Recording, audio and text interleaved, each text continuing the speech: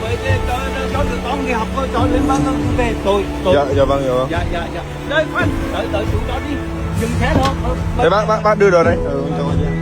Dạ vâng.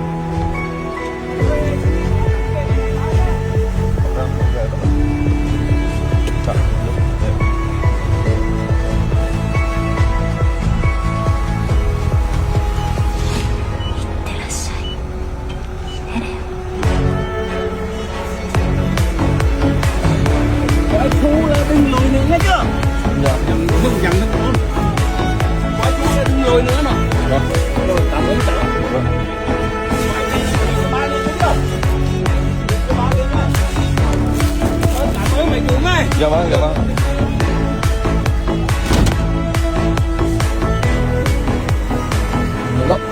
Được lắm.